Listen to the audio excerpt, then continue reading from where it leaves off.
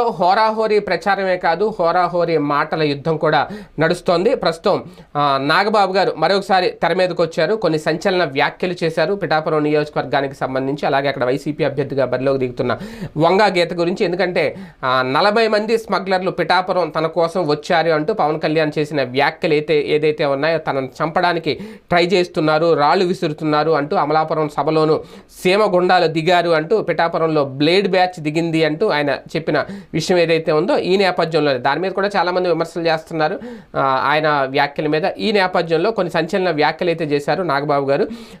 కడప నుండి గోండాలు వచ్చిన మాట వాస్తవమే అని చెప్తూ, ఈ కుట్ర వెనక మిథున్ రెడ్డి, దాడిశెట్టి రాజా ఉన్నారు అంటూ కీలక ఆరోపణలు చేశారు.